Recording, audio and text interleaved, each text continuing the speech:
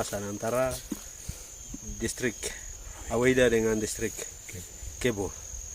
Ini tidak hanya perbatasan antar distrik, tapi perbatasan antara klasis, perbatasan antara paroki, perbatasan antara wilayah. Dan inilah perbatasan antara batas-batasan yang ada di sini, di kampung ini sudah.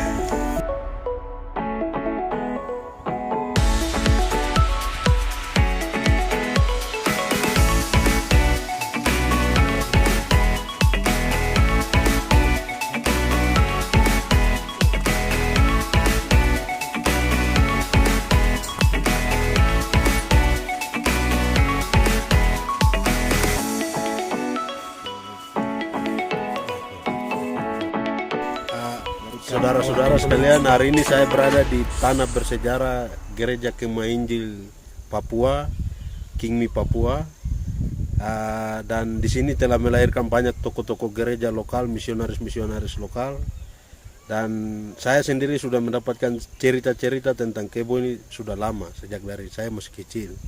Tapi hari ini saya bisa tiba di Kebo dan menyaksikan tokoh bersejarah water post, rumahnya ada sini. Kemudian ini rumah-rumah yang pernah ditinggal oleh misionaris lokal gereja Kingmi di tanah Papua. Dan di sini Kebo tanah bersejarah bagi Papua, bagi gereja Kingmi, dan di sini juga pelopor pendidikan gereja. Jadi sini kontribusi gereja sangat penting.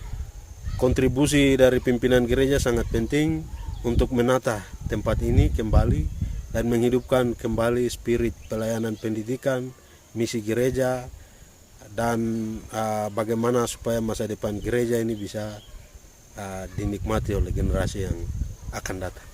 Terima kasih.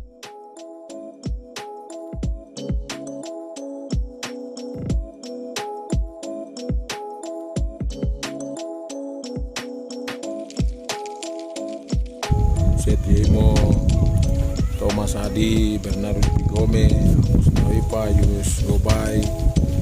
Dan setelah selesai dari sini, itu 3 angkatan mereka di Naro, sekolah Alkitab. Lalu tahun 69 dipindahkan ke Kebo, di bahasa Ingatan, di bahasa Indonesia. Rumah Walter Post menjadi kepala sekolah pertama, ini rumah pertama yang dibangun tahun 69. Saya menjadi misionaris lokal, menyebar sampai di Lembah Balim.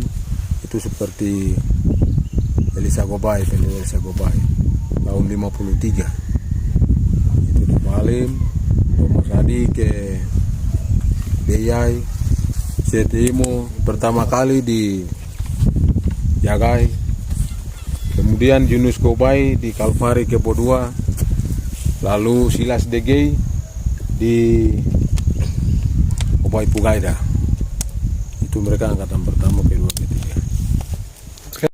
Sementara ini masih tidak ada perhatian dari gereja tingkat sinode, kelas dan lain sebagainya. kenapa begitu?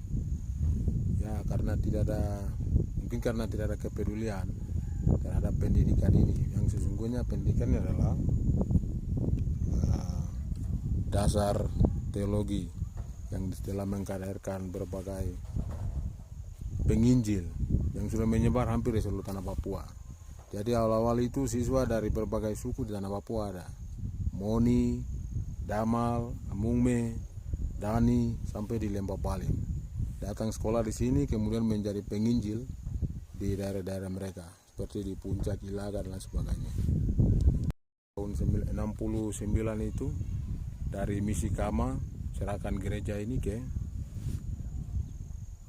gereja putra asli Papua untuk kelola ini, sehingga dinamakan dari misi Kama menjadi Kemah Injil Mas Indonesia Kingmi. 1962 di Beoga. Sampai perkembangan gereja menjadi terorganisir oleh karena pendidikan ini. Ini dasar sekolah ini, sekolah teologi pertama STP ini Mikael Keboni, dasar untuk gereja Kingmi. Gereja Kingmi lahir karena pendidikan ini. Shalom.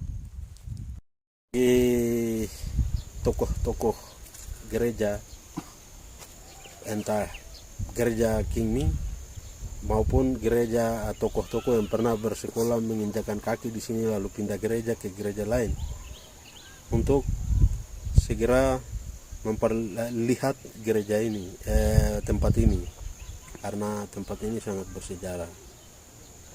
Dan tempat ini bisa dijadikan sebagai tempat wisata rohani bagi siapapun yang berkunjung ke Paniai.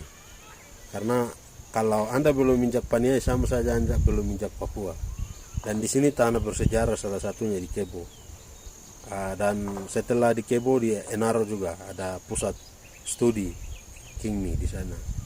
Tidak hanya Kingmi, tapi di sana juga pusat misionaris Katolik. Dan di sana juga, di sini Enaro Tali, Paniai. Pokoknya di Paniai sini, ini alamnya unik. Ada gunung, ada lembah, ada sungai berlika-liku, juga ada danau. Dan di sini dingin, kadang panas, dan ini situasi yang unik dan langka. Silakan datang ke sini.